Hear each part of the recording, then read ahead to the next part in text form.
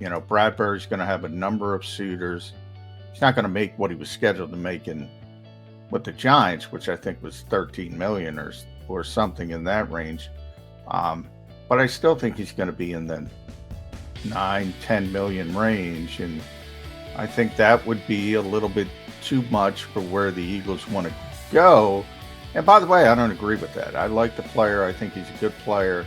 I think he can improve this team dramatically at a position of need. I think he's a perfect fit for how much they want to, how much zone they want to play. I like the player. I just don't think the Eagles probably like the player as much as I did.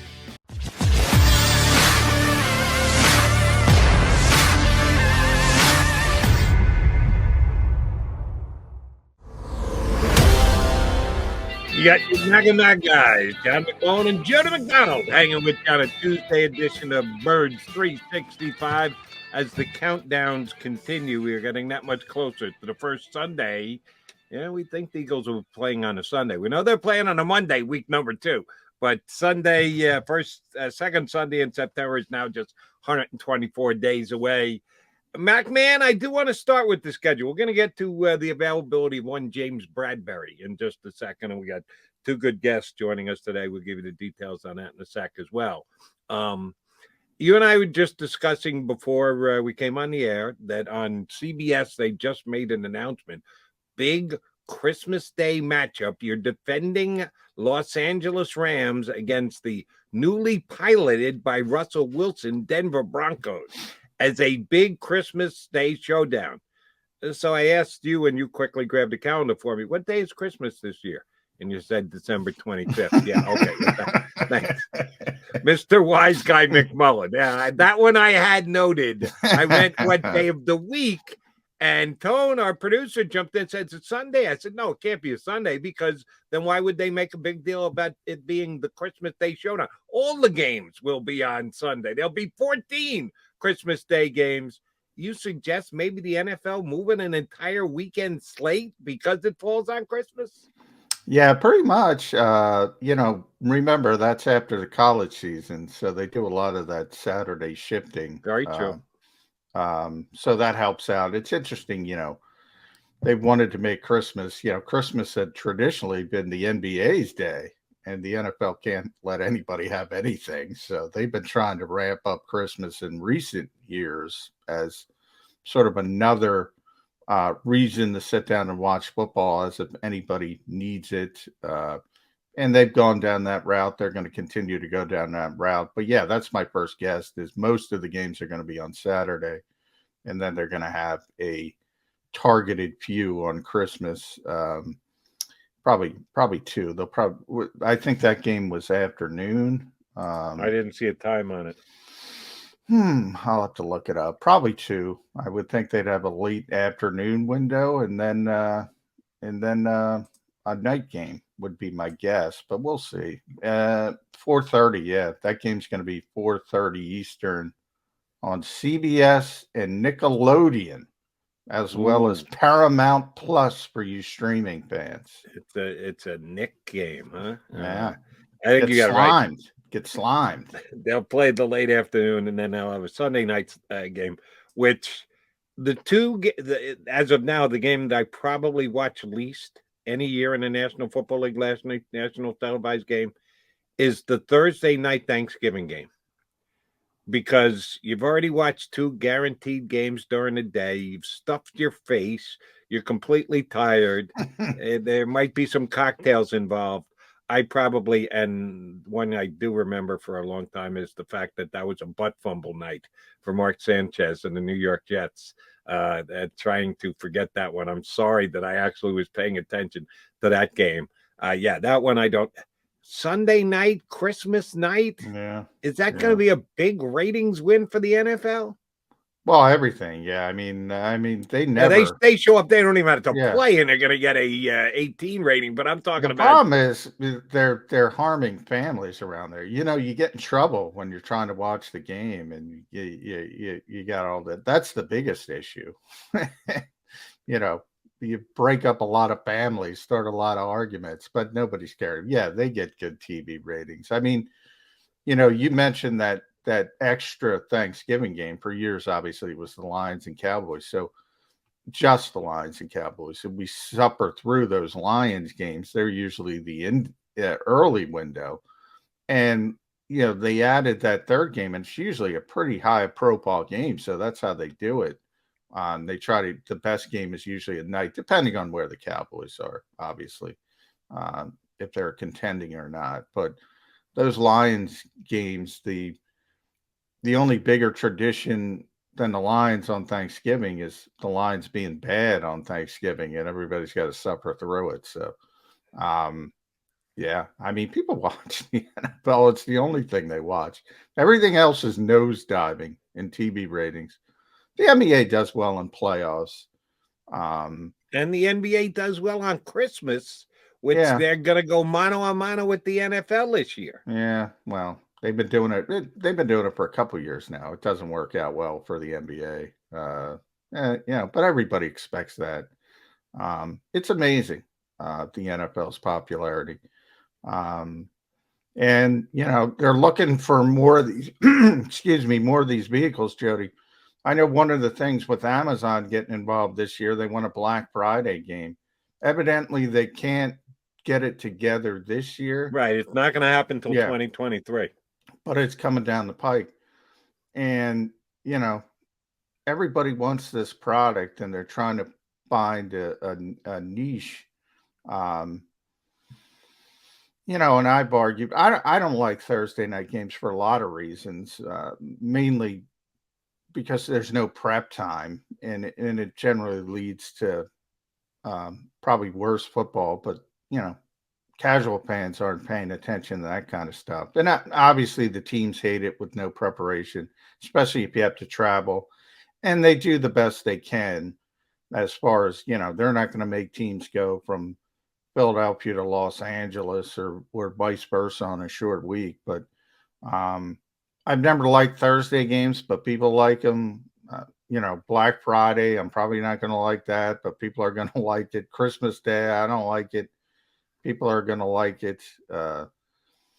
It's, you can't stop. I always say, how many times have I said on the show, Jody, the real power isn't Roger Goodell, isn't even the owners. They have significant power.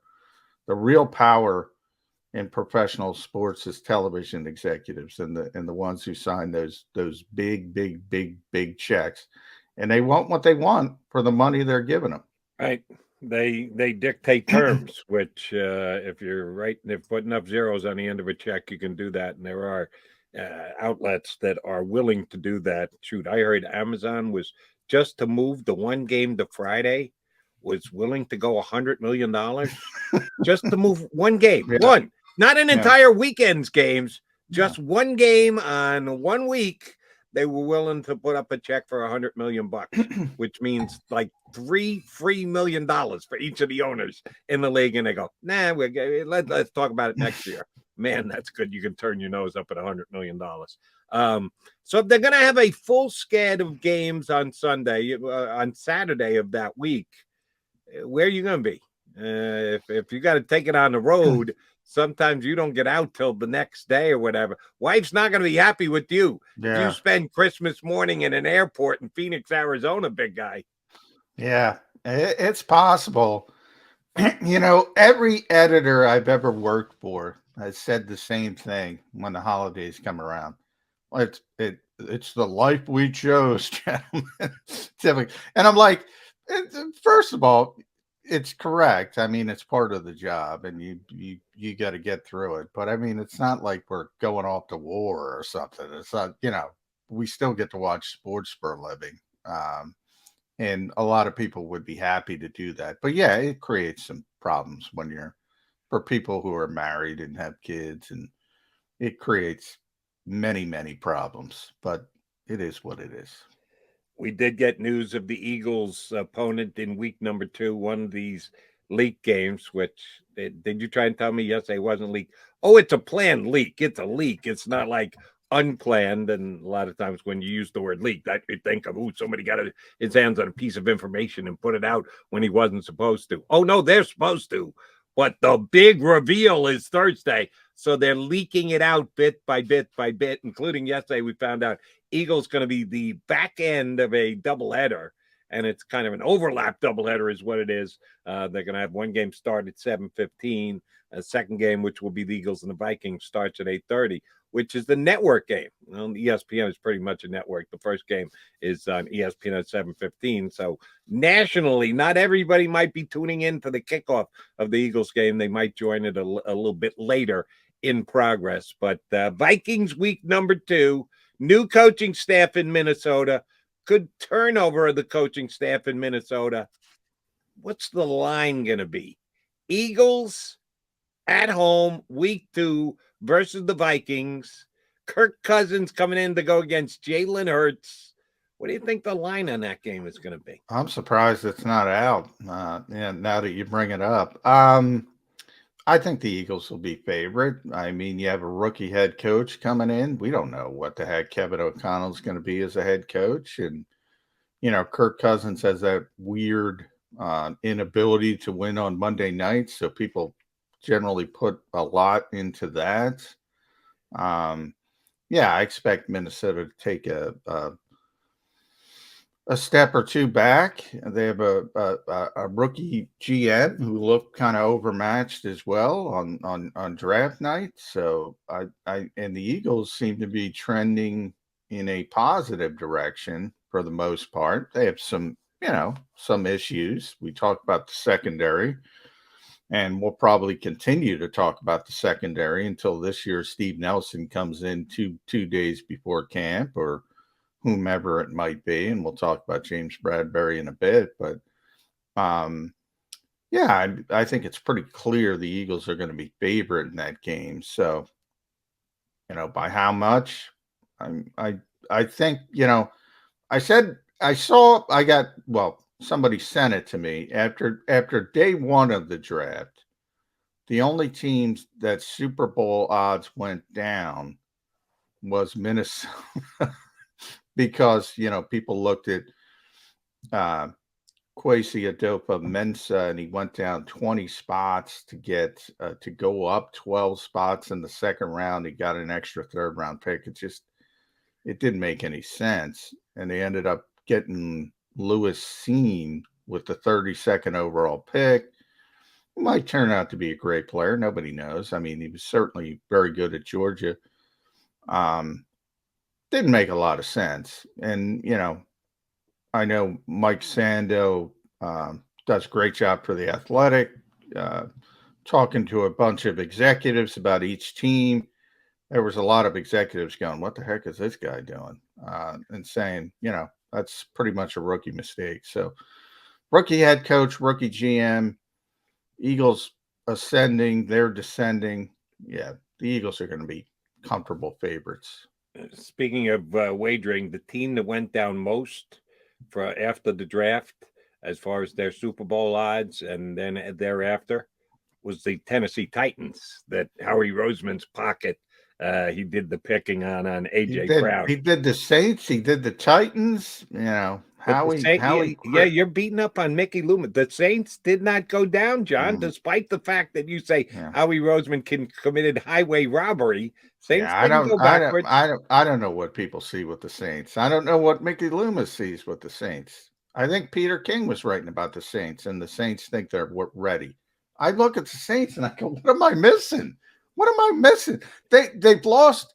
Oh, they lost a Hall of Fame quarterback over the past few years. They lost a Hall of Fame coach. They're rolling out with Dennis Allen and Jameis Winston, and they're ready to win. What am I missing, Jody? No, they were winning with Jameis before he got hurt. Eagles played the Saints this year. I'm hoping it's in the second half of the season because there's a better chance that Jameis is hurt in the second half than in the first half. Give me Taysom Hill again. You give me Taysom Hill calling the signals for the Saints. I love the Eagles' chances. Hey, Jameis Winston, it's more like a toss-up. So we will get the schedule. As of Thursday, it's going to be broadcast on the NFL Network, ESPN. It's going to be absolutely everywhere. We already know one Eagle game, but we got to figure out 16 more. We'll find that out on Thursday. All right, we got a couple minutes before our first guest joins us. we've been talking about this for weeks. The fact that James Bradberry could become available, that the Giants, in the contract that they did with him, put themselves in a bad cap spot. The new GM, Joe Shine, is having to deal with the mess that the former GM left them in. They've decided that Bradberry is the biggest issue, that if they could move away from him in the third year of a deal, they could save the most cap money. They tried to trade him. The rest of the National Football League, Eagles included, rightly surmised that, yeah, they can't trade him. They're going to release him. If they don't trade him, they're going to release him. So we don't offer him anything, and then we'll be able to get Bradberry on a contract we will negotiate rather than the huge number that the Giants signed him to. They officially had to pull the plug yesterday, and they released Bradberry. Eagles are in good cap space to be able to make a play. Not the best cap space in the league, kind of middle of the road, but Howie is good at working the cap and finding spots. What do you think the cost of Bradberry is going to be, and are the Eagles in that conversation? I don't think they're going to be in the conversation because I think it's going to be a little bit pricier than people might think. And, I think the Eagles would get in at the more cost-effective price. Now, people are probably getting tired of hearing me say that because I say that all the time. And, there are, and Howie Roseman has told me this, and there are players that the Eagles will go all in on. And you just saw one. AJ Brown. And he's true to his word. So it's kind of always dependent on the evaluation of the player. I don't think they're going to evaluate James Bradberry as anything more than an upgrade, a good player, not a great player, which I think is right. So I don't think they're going to go overboard, is basically where I am. And I think certain teams, and we've already heard the Chiefs, who probably are closer to being a Super Bowl contender. I think that's still fair to say. The Raiders are seemingly going to be involved, and maybe sort of having, two teams in the same division create a bigger market. That could be a potential possibility that would certainly help James Bradberry. I don't think the Eagles are going to get him unless for some reason the market's not there. And I don't think the market isn't going to be there. I think, Bradberry's going to have a number of suitors. He's not going to make what he was scheduled to make with the Giants, which I think was 13 million or something in that range. But I still think he's going to be in the 9-10 million range. And I think that would be a little bit too much for where the Eagles want to go. And by the way, I don't agree with that. I like the player. I think he's a good player. I think he can improve this team dramatically at a position of need. I think he's a perfect fit for how much they want to, how much zone they want to play. I like the player. I just don't think the Eagles probably like the player as much as I do. Or I, because I like Bradberry a lot. I said it a bunch of times here on Birds 365 last year. Giants are not a good football team, and the Eagles lost them, which was unacceptable. The only thing I liked about Giants was their secondary, and a big part of that was Bradberry. They had made a smart signing when they brought him in from Carolina. The contract maybe could have been done better, but he played tremendously his first year with the Giants last year and played pretty damn well. He was a top-ranked cornerback. I think Pro Football Focus had him in the top 5 or 6 in the league this past year. Yeah, why wouldn't you have an interest in a guy like that if you're the Eagles? It doesn't make any sense to me.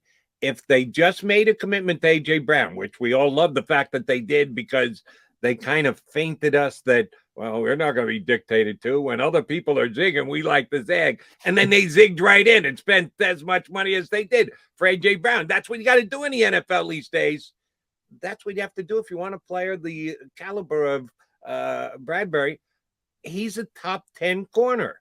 A.J. Brown is a borderline top 10 receiver. So you go to the great lengths to pay the wide receiver, but you won't go to the great lengths to pay the good corner. Don't they go mano a mano against each other? If you've got a great wide receiver, you need a great corner to stop him. If you've got a great corner, you got to get the great wide receiver to beat him. What's the difference between wide receiver and cornerback that you're willing to, quote unquote, go all in for the wide receiver, but not for the cornerback? Well, I think there's a lot of reasons, and I was surprised that the Eagles were going to go that high for AJ Brown, to be honest, as well. But he is very young, 24 years old, even though he's played 3 years. So Bradberry, just looking it up, he's going to be 29 in August. I think that's a big difference. I don't think he played as well last year as he did his first year with the Giants. That's a little bit of a difference. He gets a knock as a zone corner, and he is a zone corner. But people value press corners more than zone corners, so that's a knock. Except the Eagles are going to play a lot of zone. Yeah, well, if last year is any indication, why wouldn't you go out and get one of the best zone cornerbacks rather than say, "Oh, yeah. we don't want him because And he's that's a zone why I quarterback. said We're going to play zone."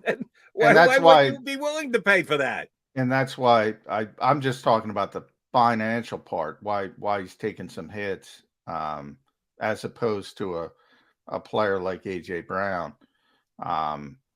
And those are some of the issues. And the biggest one would be age. I mean, 29 versus 24. But yeah, I was surprised. I was surprised that the Eagles went as high as they went for AJ. I'm still surprised they went that high for AJ Brown. But I don't think it's going to be a trend. I don't think it's evidently they really, really like the player, and he's one of those players they're willing to go all in on. And I don't think there's a whole lot of that type of players. And I think if you're talking about the equivalent of a corner, they're indicating with that contract that they think, AJ Brown is top 10, certainly, maybe even top 5.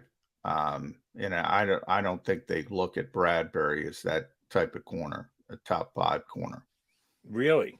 And certainly at his age. You think that AJ Brown is a higher rated wide receiver in the league as compared to all the other ones than Bradberry is against all the other corners? I'm saying that's what the Eagles evidently think. I have Brown, and we ran down the list the one day on the show. I think I had him at 12 or 13. Right. I think the Eagles have him higher than that, or they think he can go higher than that. And part of that is, being 24 years old and already being proven. Whereas if you talk about, great corners, who are the names people are going to go to first? They're going to go to Ramsey. They're going to go to AJ Terrell in Atlanta, who had a great season last year. They're going to go to Slay here. They're going to go to Marshawn Lattimore. They're going to go to J.C. Jackson or somebody like that, who makes a bunch of interceptions. They don't generally go to zone corners when they talk about the top corners. They go more the press variety. I'm not saying it's right. I'm just saying that's the way the market sort of shakes out. All right. We'll continue to debate a little bit on what James Bradberry could bring to the Eagles if they were to sign him. But our first guest is in the green room waiting on us, so we'll take a quickie timeout and then punch him up. Scott Grayson from Fox 29 is going to jump aboard Birds 365.